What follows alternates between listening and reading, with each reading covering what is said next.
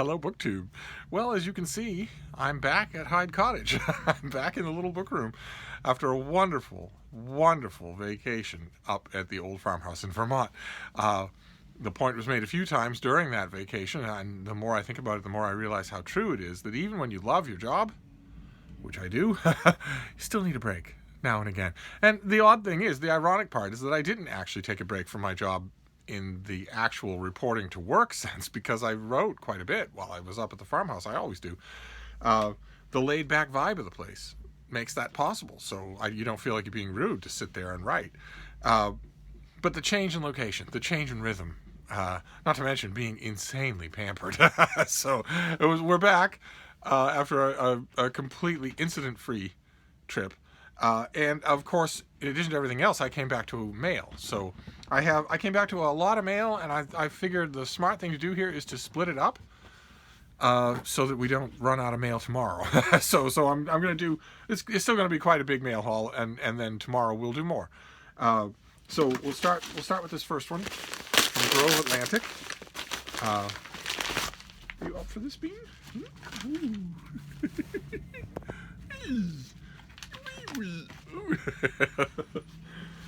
She's reacclimating as well. So she had quite a few adventures. Okay. All right. Well, we start off with a winner. This comes out in March of 2020. It's a must-read for anybody. Certainly, it's a must-read for me. This, I believe, the BookTube term is auto-buy. This is an auto-buy author. Of course, the term doesn't apply because who pays for books? But you know what I mean. This is the great Donoghue. This is Trace Elements. Her next Commissario Guido Brunetti mystery set in Venice. These are all set in Venice. I think she's up to all around 30. This is the 29th in the series, so next time will be 30. That's incredible. And in this book, a woman's cryptic dying words in a Venetian hospice lead Brunetti to uncover a threat to the entire region. And her words were, "They killed him. It was bad money. I told him no." That's what the woman gasps before she dies. Fantastic. Okay. All right. Great. Well, I don't know if I love this series, and so does everybody else who reads it. So I'm going to read it. I'm going to love it anyway. The problem, just from just a technical book reviewer's point of view, is that it's the law of diminishing returns when you review books in series like this by an author who never does anything wrong. You know, you can't help but sound the same notes over and over again, and you can't help, by extension, look like a tool of the author's publicity arm. I've reviewed Donoghue. If I've reviewed 3 of her novels, I've reviewed them for 3 different venues. And, you know, much as I love them, I'm sure Trace Elements will be great.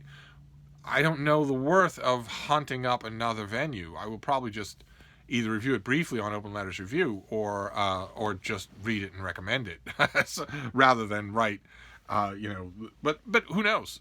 I might be struck. Every one of the Brunetti books has a little bit of something different. The author is not complacent. I don't believe she's farming these things out to 20-something relatives or writing school graduates or anything like that. I think she writes them, and I think she indulges herself in contemplating different things in different books. So I might want to review it. But anyway, that was the only manila envelope. All the rest of them are cardboard. So not that makes a difference, but it probably means the rest of them are finished copies. But I'm always wrong about that. So, oh my, oh goodness. Okay. All right, well, if this is a trend, I could certainly get used to it as a trend. Fantastic. All right, this does not have any kind of paperwork with it. We are a month away from a cinematic event from Timothée Chalamet, starring in a new adaptation of Little Women.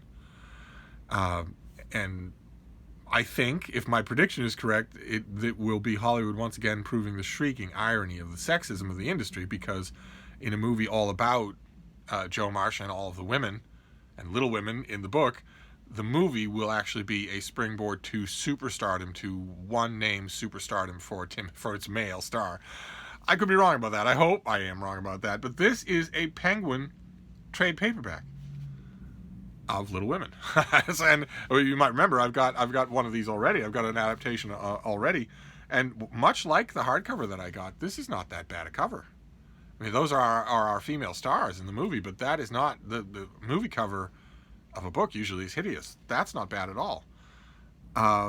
Fantastic. All right. Well, if I'm going to get a lot of editions of Little Women, I'm going to be happy about that. Although my White Whale, the one Little Women edition that I want, I believe it's the Harvard annotated edition, or maybe it's the Norton annotated edition. It's big, fat, white trade paperback. That one I do not have. That one, I've not ever found it used, and that's the one I want. But maybe one of these will take its place. Okay, fantastic.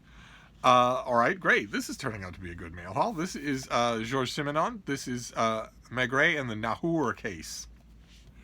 These are the Penguin is doing a whole series of very nice, really, really attractively made trade paperbacks of all of Simenon, including all of Maigret novels. This one is Maigret had often been called on to deal with individuals of this sort, people who were equally at home in London, New York, and Rome, who took planes the way others took the metro, who stayed in grand hotels.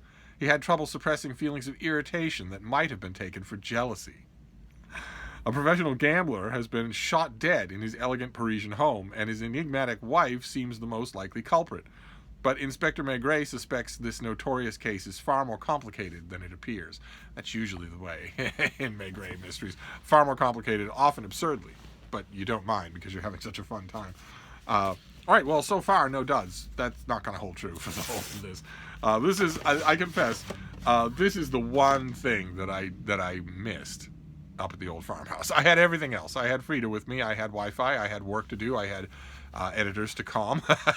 And we had all sorts of stuff to do. There's never a dull moment. And the great unsung joy of winding up the day with laid-back, friendly, intelligent conversation over the PBS NewsHour or whatever we're watching on, a streaming service, or just with nothing on, just classical music playing in the background while we all talk. I don't have that here, of course, so that was another thing that but I did miss mail. I confess, I did miss mail. And it was made worse. It was supposed to be made better. It was supposed to be a nice warming moment, but it was made worse by the fact that Mark Richardson, my host, got a book in the mail while I was there. I was like, yeah. Okay, this is great. This is another one of these. They often do two of these at a time. This is another Penguin Maigret novel. This is Maigret's Pickpocket. And you see how nice these are, how nicely designed they are. And there are around 100 of these things, and they're all beautiful.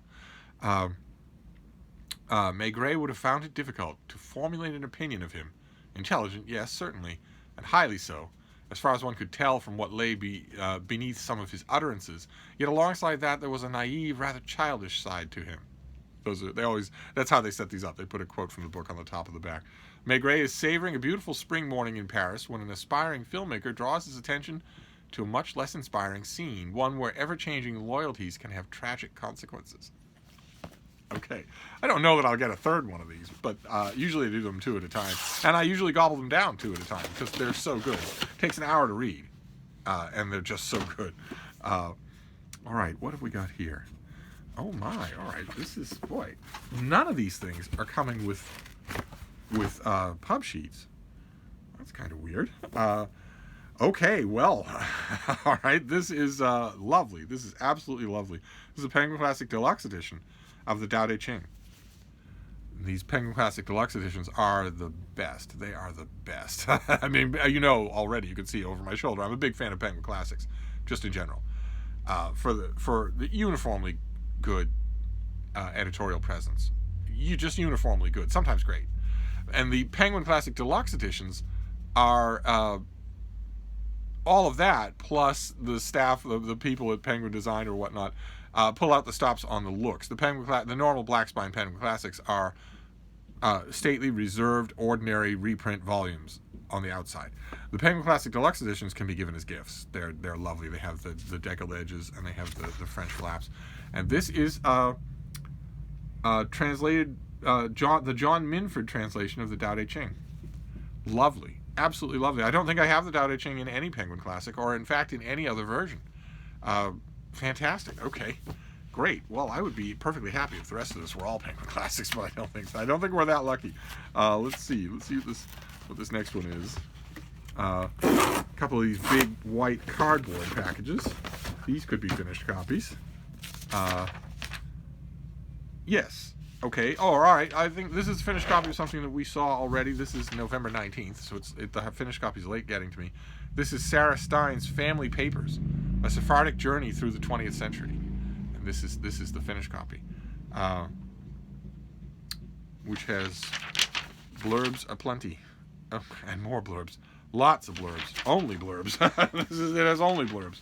Okay, well, I don't want to read somebody else's summary, so what does the book say?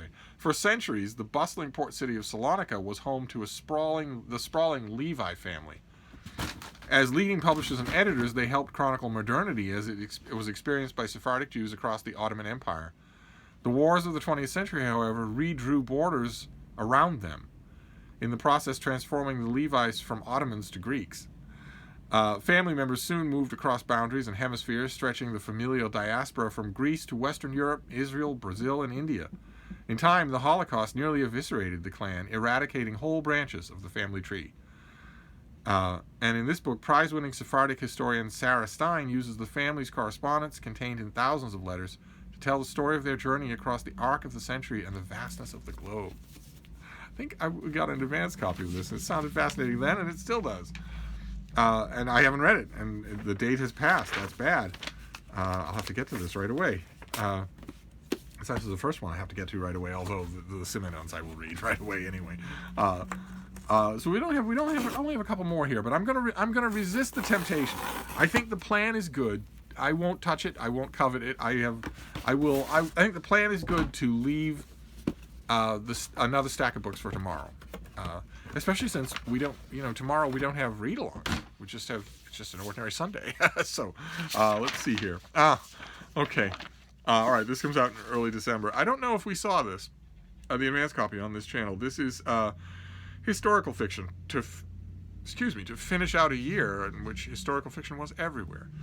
This is by Bert Solomon, and it's The Attempted Murder of Teddy Roosevelt. Let's see here. The eagerly awaited, captivating historical thriller is finally here from nationally recognized political journalist and Washington insider Bert Solomon, whose coverage of the White House and other aspects of Washington life earned him the Gerald R. Ford Prize for Distinguished Reporting on the Presidency. This book is an immense, immersive reimagining of the crash that nearly took the life of then-President Teddy Roosevelt. Theodore Roosevelt has been president for less than a year when on tour in New England, his horse-drawn carriage was broadsided by an electric trolley. TR was thrown clear, but his Secret Service bodyguard was killed instantly. The trolley's motorman pleaded guilty to manslaughter, and the matter was quietly put to rest. But it wasn't an accident or an assassination attempt, and would there be another accident soon? So I think I have the advanced copy of this. I'm pretty sure that I do, but I haven't touched it. This is a December release, and as in all cases of historical fiction starring Theodore Roosevelt, he is such a litmus test for whether or not a historical novelist gets him. He has left an enormously ample record behind, enormously ample letters. Never had a thought he didn't write down for pay, and in Harper's or McClure's or something like that, and not innumerable people commenting on him up close and at a distance. So this is a figure who is not opaque at all. He's not impenetrable to the light of historical reconstruction, and yet virtually nobody that I have read gets him in fiction.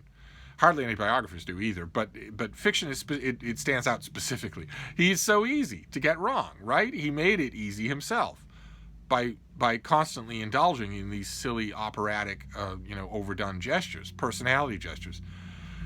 And as a result, if you are not reading his historical remains carefully, and you will take some of that nonsense literally, and what comes out of that is a silly caricature. There were lines in Caleb Carr's The Alienist. There were single lines, little bits, pieces here and there. Theodore Roosevelt appears as a character in that novel, and there were lines, bits and pieces that were good. But most of the time, oh my, most of the time not at all. And that'll be the litmus test here. Will be to see, does Roosevelt come across as the person that he was, or as a silly caricature that he is in most guidebooks to the U.S. presidents or whatnot. And let's not even talk about his Secretary of War.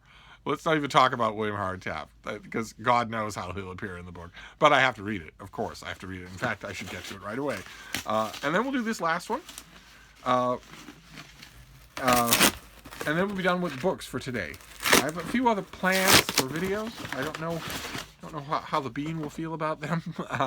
She is exhausted, absolutely bone tired, in a good way. She had a ball, but she was going a lot. She had a lot more activity for a lot longer in a lot more ways than she usually has here. And it has a long-term cumulative effect on her tiny little bones. So she is tired, really tired. And she might want to just, stop the stupid human talk and just settle down. And if that is true, she will tell me. She will put a little fuzzy paw on my arm and just look at me. Those his almost entirely black eyes. And when she does that, I know, okay, that's enough of that. Oh my. Oh my. Okay. Okay, is this a December release? No, this is January 2020. Okay. This is a novel by Chris Hadi called Deep State. So let's take a look. Recently elected President Richard Monroe, populist, controversial, and divisive, is at the center of an increasingly polarized Washington, D.C. Never has the partisan drama been so tense or the paranoia so rampant. In the midst of the contentious political turf wars, the White House Chief of Staff is found dead in his house. A tenacious intern discovers a single ominous clue that suggests he died from something other than natural causes, and that a wide-ranging conspiracy is running beneath the surface of everyday events. Powerful government figures are scheming to undermine the rule of law and democracy itself. Let's keep going. Let's keep going and see. I want to read the rest of the description, and then we'll read a little about the author, and then we'll come back and discuss. Without a single ally whom she can unequivocally trust, our hero is compelled to rely on her own resources to solve a deepening mystery, while simultaneously evading detection by the powerful conspirators, both inside and outside of 1600 Pennsylvania Avenue. For you, those of you who are not in America, that is the address of the White House. Allies are exposed as enemies. Once dependable authorities will fall under suspicion, and no one seems to be who they say they are. The unthinkable is happening. The deep state is real. Who will die to keep its secrets? Who will kill to uncover the truth? Okay, let's see who the author is when he's at home, shall we? He is a screenwriter, best known for 2008's Never Back Down and 2017's Sniper Ultimate Kill. Deep State was written during the summer of 2018 in the rare books and music reading room of the British Library. And it's his first novel, and he currently lives in California, in the company of a classic Triumph motorcycle and a feral cat. Okay. All right. Well, he is certainly striking while the iron is hot, and this is his debut book, and it's a political thriller set in Washington, and those don't happen as often as they once did. I expect an avalanche of them in 2020, but not so far. Okay. So in 2020, a novel called Deep State. Now, the problem, you can see it coming a mile away. You certainly can see my rant coming a mile away, so I'll spare you. I'll spare you the long version. The problem is that there's no such thing as the deep state. The deep state does not exist. There's no such thing as the deep state. There's no such thing as QAnon. There's no such thing. There's no such thing. The whole idea originated in its current viral, popular form by and again, let's not call them low information. Let's call them a word that stings. By the ignorant portion of the American public. The ignorant portion of the American voting public invented or embraced this idea of a deep state and QAnon to come up with an adversary in order to make the real bad guy in the story, Donald Trump, look like a good guy. They came up with these impossibly vague conceptions into which they can pour every single resentment, every single reason why they didn't get that promotion, every single reason why their taxes in their state are so high, every single reason why life has never seemed to break their way. Instead of taking responsibility, looking in the mirror and taking efforts to change your own life, instead, the ignorant portion of the American voting public invented things like the deep state. There's got to be a reason. There's got to be a them here that's doing all this stuff. And if we could just figure out who they are, we could run them out of town on a rail and we would run things again. And the guy to do that is the ultimate outsider, the people's champion, the guy who ran on draining the swamp. And my problem with a book called Deep State is that it's going to be in bookstores all across the country, and that is going to validate, in the minds of people who need precious little validation, it's going to validate this nonsense, no matter how good or bad this book is. Now, some of that isn't the author's fault, but some of it is, right? Because the hallmark of what we have to call the Trump era has been naked opportunism, people just going for a paycheck at any cost. So John Bolton saying, well, I've got a $1 million book deal, so I'm not going to testify on behalf of, for the good of the country in front of Congress. I'm going to defy a subpoena because I really want my money. Everybody in the Trump era really wants their money. And maybe this author, it's his debut novel. I doubt he was dreaming about it. We're told he wrote it in the Trump era. So he wasn't dreaming about it for a long time. Instead, he was spurred, at least in part, by the same naked cupidity as the rest of the Trump era, which is, how can I cash in? Every single person. How can I cash in? It gets a little wearying. One would like for instance, if he's talented, couldn't this writer have written on something else? Instead of a book he knows perfectly well is going to increase, however small degree, the ideological divide that's already destroying this country. But if the book is effective, much will be forgiven. So we will see. I don't have to worry about it until the new year. I promise I won't repeat my rant. I promise this comes out in early January, and if it's good, then it'll be good. It's like, since the thing in the title, since the thing, the bone being gnawed in that pub sheet does not exist, this seems to me that it can only, on one level, do harm. I had the same kind of problem with Nicholas Meyer's new Sherlock Holmes pastiche novel, which is all about the protocols of the Elders of Zion, which is not real. So granted, you're going to spend a whole book with your characters feeling the pull of these stories or feeling the outrage of disproving them, but you still. Anyway, sorry. I'm clearly out of practice. So we have a thriller for 2020, Deep State. We have The Attempted Murder of Teddy Roosevelt. Historical fiction about Teddy Roosevelt. We shall see. We have Family Papers. This sounds fascinating. I think I got a lot of you emailed me and said that it sounded fascinating the first time. A Sephardic journey all across the diaspora, and all across the make or break crisis points in time. Then we have the Penguin Deluxe Classic of the Tao Te Ching. How is that? How wonderful is that? Then three more Penguin productions. There's two Maigret novels, Maigret's Pickpocket, and Maigret and the Nahur Case. Those of you who email me, keep in mind, my email address will be down below. I am, once again, a lonely old shut-in. I am back from being a pampered guest. I'd love to hear from you. I absolutely love to hear from all of you on any subject in the world. Doesn't have to be books. I get, as you might imagine from that invitation, I get a lot of emails every day. So it might take me a while to respond, but I will respond. And those of you who have told me, quite a few have told me that, I am really looking for a new murder mystery series. I love series. I love the feeling. So do I. You love the feeling of always having another M&M in the bag, always having something else to enjoy in this series, especially if you like the way it's done, so that you're not worried about an up or a down in the volumes. Those of you who've said that, who haven't tried the Maigret novels, you have no excuse anymore. They're all in print now in these lovely paperback editions. Try a few of them. Maigret is a wonderful character. He is a sincere, serious character. He's a well-done creation. The murder mysteries themselves often are extremely outrageous. The solutions, they're designed for you not to see them coming, even though these things took their author an hour to write. But by far the best thing about these novels is their evocation of mid-century Paris. It's amazing. It's as good, in fact, maybe better in some ways, than Donna Leon's evocation of Venice. So, because Donna Leon's evocation of Venice is very intentionally trying not to be rooted in any kind of time period, you couldn't really call her evocation of Venice mid-20th century. You couldn't really do that because it's moved with the time, whereas these things are frozen in amber. This is the gritty, grainy sweaty, stainy, incredibly cool Paris of mid-century, right around the same time as La Dolce Vita in Italy. So if you haven't tried this series and you love the feeling of having a long series of murder mysteries, you cannot do wrong. You cannot do wrong.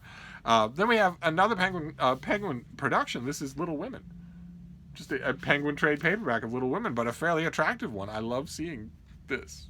You could fill a mail haul with that colophon, and I would be very happy. And then the last one, also a murder mystery in series. This is Trace Elements by Donna Leone, another Inspector Brunetti mystery set in Venice. And much like the Maigret novels, you really get a feeling for Venice. Donna Leone's novels are venerated in Venice. As far as I know, last time I checked, there were also Brunetti-themed tours that you could take through the city. People love them, and the Venetian Republic loves them as well, because the city of Venice, the city masters of Venice, love it because millions of people have experienced Venice through these books, and quite a few of those people have decided, well, I've got to go. I've got to see this city.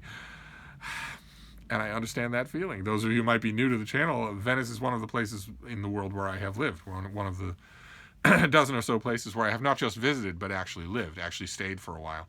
And I dearly, dearly loved it. That was a very, very long time ago, but I dearly loved it. So if you get a chance, you should go.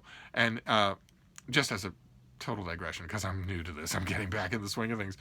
If you're thinking about a trip to Italy and you're thinking, well, who knows when we'll get another chance, so maybe we should see as much of it as we can, do the hill towns, go to Rome, go to Florence, go to Venice. Don't do that. Just a vote. I know I don't have a vote. I'm not part of a family. But nevertheless, allow me to put in an oar in the water and say, don't do that. If you have 10 days, go to Venice for all 10 of those days. Go to Rome for all 10 of those days. Go to Florence for all 10 of those days, or Milan, and just stay there. Walk around slowly. Don't do the tourist thing. Don't stay in crowds. Sit in a town square and just sip your drink for a whole afternoon. Trust me, I know that it feels like you have to just hit it all because you have limited time and it's very expensive and you don't know if it'll happen again, but you will remember it and love it better if you do it that way. But anyway, I don't know where that digression came from, so I'm going to stop. We're going to stop this mail haul. That was our welcome home mail haul, and we'll have more books tomorrow. We'll keep going with the books, I hope, for the rest of the year. So I'm going to wrap this up, but I will be back. Thank you, BookTube.